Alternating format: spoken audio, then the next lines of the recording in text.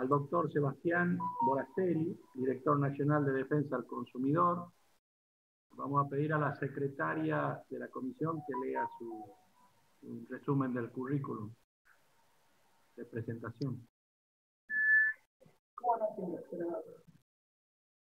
El doctor Sebastián Boraceli, que es actualmente el director nacional de Defensa del Consumidor,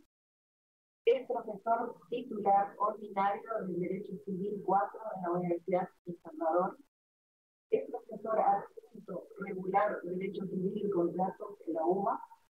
Profesor permanente de posgrado en la Universidad de El Salvador, en la Universidad de Buenos Aires, en la Universidad Católica Argentina y en la Universidad de La Pampa. Investigador adscrito, Instituto Ambrosio Gioja, de la UBA.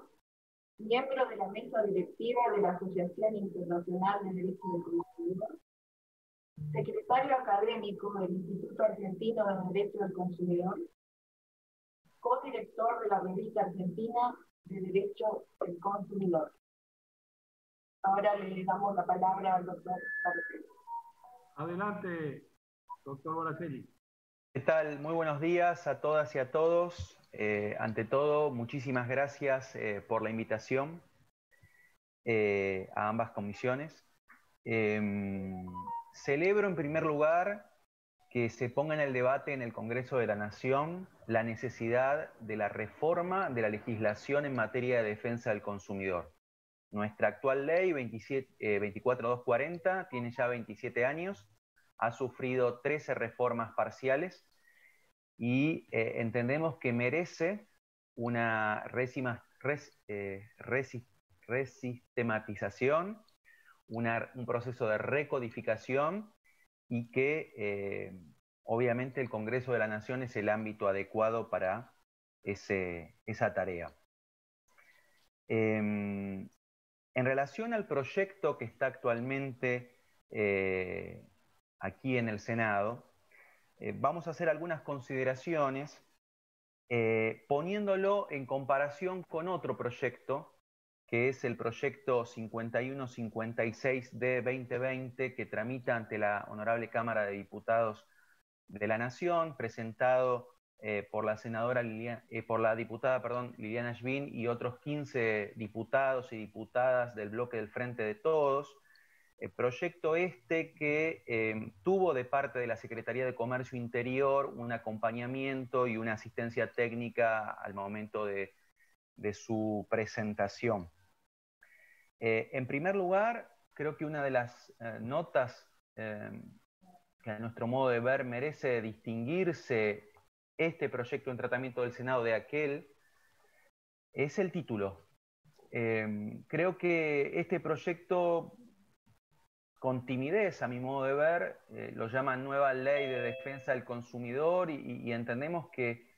debe ir hacia una denominación de código de defensa de las y los consumidores, porque efectivamente es un proceso de recodificación de la legislación en materia de protección de consumidores que toma el trabajo de articular las diferentes cuestiones que estaban incluso dispersas en otras normas especiales. A nuestro modo de ver, hay varios puntos de este proyecto en el Senado que merecen algunas consideraciones que ahora les voy a detallar. En primer lugar, tenemos en el artículo 3 la consideración de lo que este proyecto llama consumidores con vulnerabilidad agravada. Desde la Secretaría de Comercio Interior hemos impulsado el dictado de una resolución, la resolución 139-2020, por la cual se ha implementado un programa de consumidores hipervulnerables, que a nuestro modo de ver en este tiempo tan difícil que nos toca vivir ha sido una herramienta eficaz para dar respuesta a aquellos casos de todo el país que merecían una atención urgente, un acompañamiento del Estado y un rol presente desde las autoridades para la resolución de sus conflictos. En ese sentido, entendemos que la denominación adecuada que debe tener el proyecto sobre esta temática es justamente esta, la de consumidores hipervulnerables, que además es la terminología que se utiliza en el contexto latinoamericano y que nos distingue de otras latitudes en donde no se pone de relieve, como decía al principio, la vulnerabilidad estructural que todas y todos los consumidores padecemos en el mercado y que algunas, por su condición de edad, de persona con discapacidad, adulto mayor o persona en situación de vulnerabilidad socioeconómica, requiere de una atención más acentuada de las autoridades públicas y de la legislación también. Entonces, en primer lugar, entendemos que de prosperar el camino hacia el dictado de una legislación, esta temática debe ser abordada bajo la denominación consumidores hipervulnerables. En segundo lugar, ponemos el foco en el artículo 5º, inciso 5, donde se habla de la cuestión del consumo sustentable. La cuestión del consumo sustentable también desde nuestra gestión es una problemática que encaramos con muchas iniciativas y creemos que cómo está redactado en este proyecto no vislumbra todas las dimensiones que tiene la vulnerabilidad en el consumo sustentable. Es decir, la cuestión del consumo sustentable, si bien tiene una perspectiva ambiental, creemos que no es la única que debe atenderse. Es decir, cuando hablamos de consumo sustentable también pensamos en las dimensiones éticas, económicas y sociales. Hablar de consumo sustentable es, en primer lugar, garantizar el acceso al consumo, que a través de muchas políticas de nuestro gobierno se han promovido, por ejemplo, a partir del programa Precios Cuidados, y que entonces creemos que hablar de consumo sustentable implica no solamente hablar de la cuestión ambiental, que es muy importante, sino también de estas otras dimensiones, económicas, sociales y éticas. En tercer lugar, a lo largo del articulado se pueden observar algunas cuestiones que pretenden darle perspectiva de género a la protección de los consumidores, una temática que también desde la actual gestión promovemos a partir de diferentes iniciativas, pero creemos que en los términos en los que está redactado, y en eso hemos también consultado al Ministerio de Mujeres, Géneros y Diversidades, en algunos casos puede dar lugar a confusión. Creemos que la terminología adecuada cuando se hablan de las cuestiones de género es hablar de géneros, orientación sexual e identidad de género, es decir, en la perspectiva bien amplia de la problemática, cuando a lo largo del articulado en algunas partes se habla de género, en otras de identidad de género. Entonces creemos que merecen esas correcciones el texto. En cuarto lugar, al desarrollarse en el artículo 5º la principiología, creemos que hay un gran ausente en el relato de los principios, que es el principio de la primacía de la realidad, un principio que tienen otras legislaciones latinoamericanas, como el Código de Defensa del Consumidor del Perú, por el cual nos permite poner a la realidad por encima del diseño jurídico que pueda haber perfilado al proveedor. Y esto es un principio que tiene mucha utilidad en muchas problemáticas de los consumidores, como el tema de la utilización de pagarés en las relaciones de consumo, la organización a través de fideicomisos, entre otras circunstancias.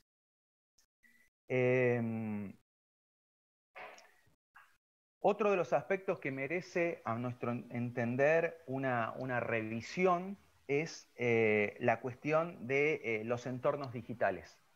La problemática de la protección de los consumidores en los entornos digitales es otra de las cuestiones que desde nuestra gestión hemos puesto especial énfasis. Por dar algunos números, por si son de interés, en lo que va del año hemos recibido 173.000 reclamos ante la Autoridad Nacional de Defensa del Consumidor, de los cuales el 89% son de operaciones a distancia. Eso nos marca qué importancia tiene las relaciones de consumo en los entornos digitales, más en este contexto donde quizá muchas y muchos consumidores han recurrido al comercio electrónico por primera vez ante el aislamiento propio de las políticas adoptadas para mitigar la pandemia, por lo cual la cuestión de la protección de los consumidores en entornos digitales es una temática que merece de una especial atención en la legislación y por parte de las autoridades públicas. En ese sentido, observamos lo siguiente. Primero, la terminología.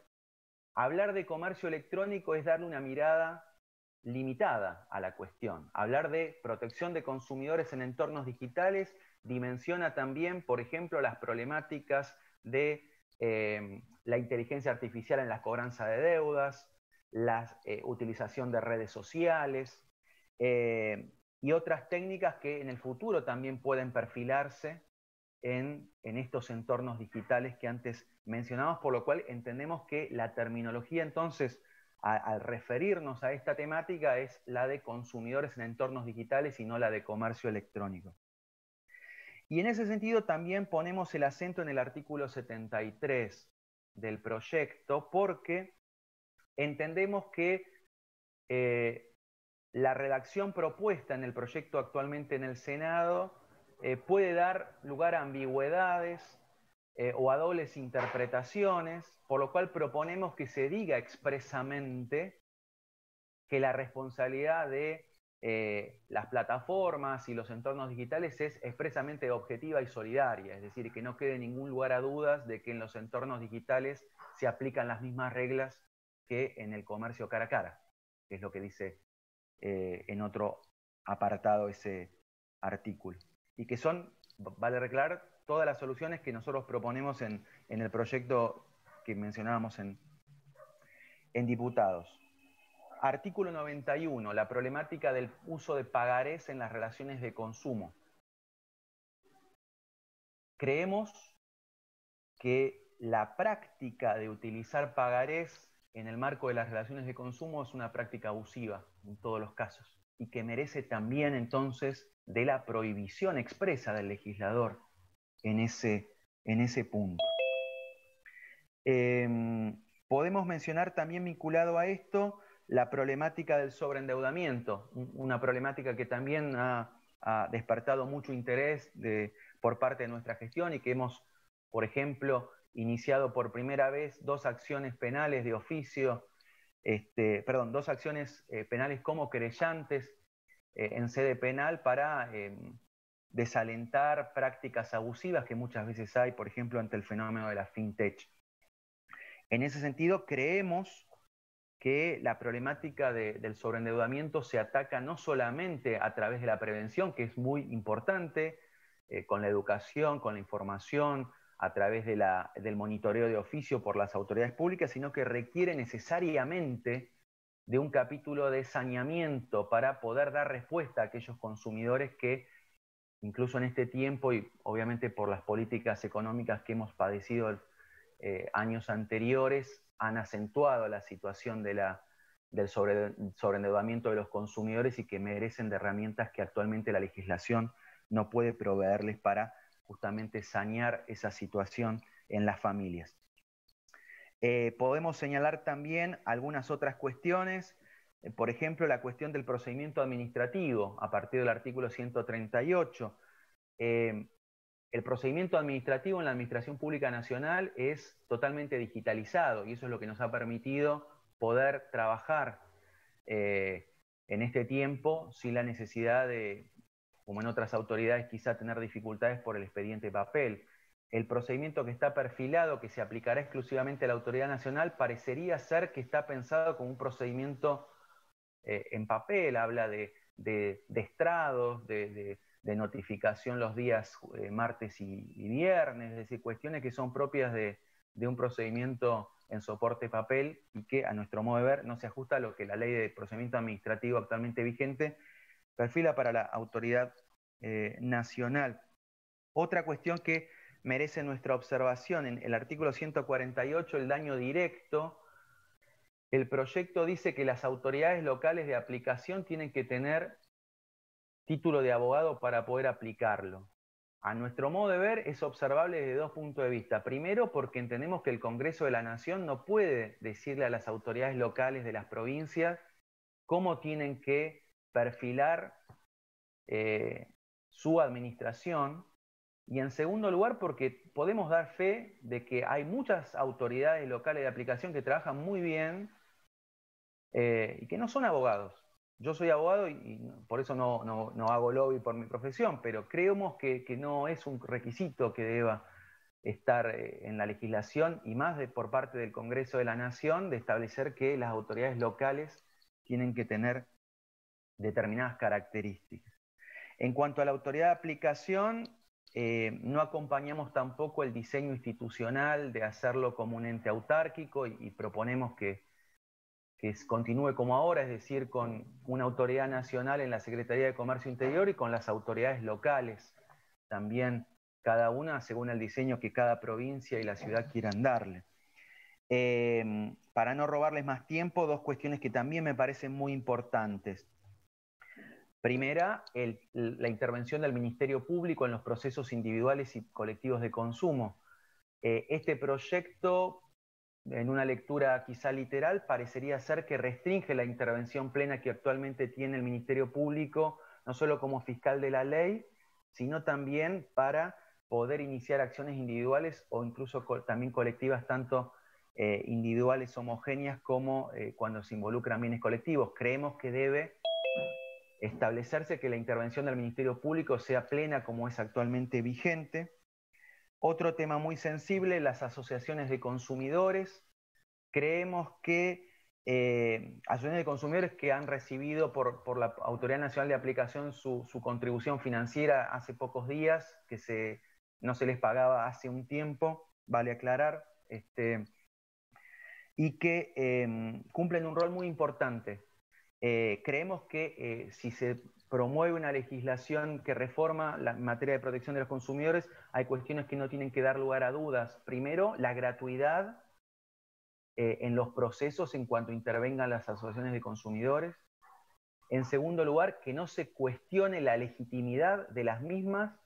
Es decir, nosotros como Autoridad Nacional de Aplicación ejercemos un control muy riguroso para que puedan estar inscriptas estas asociaciones, por lo tanto entendemos que no debe duplicar, además tienen el contralor del ámbito de personas jurídicas de cada jurisdicción, no debe el juez decir esta me gusta, esta no, sino que es una cuestión que creemos que es de legitimación ex lege, es decir, que ya por estar inscriptas pueden iniciar procesos y además entendemos que también para ellas debe garantizarse el principio de gratuidad en sentido amplio, tasa de justicia, costas del proceso o cualquier otra erogación. Para finalizar, también desde algunos sectores se observó la cuestión de si el orden público es un principio o si debería la norma mencionarlo expresamente al final. Yo soy partidario de que, como está redactado, no daría lugar a dudas, pero en atención a que puede haber otras interpretaciones, y por eso en el proyecto en diputados así lo perfilamos, no vendría mal decir en el artículo 187 que este código es de orden público y que rige en todo el territorio de la nación. Así que, de mi parte, perdón si me excedí un poquito en los minutos, pero creo que había muchas cosas para señalar. Como decíamos entonces, bienvenida sea el debate para la reforma, pero entendemos que la reforma tiene que venir de la mano de las necesidades de los consumidores y de brindar herramientas a las autoridades de aplicación nacionales y locales para poder trabajar en pos de la defensa. Así que, nuevamente, muchísimas gracias por la atención y quedo igualmente a disposición por si hay alguna pregunta.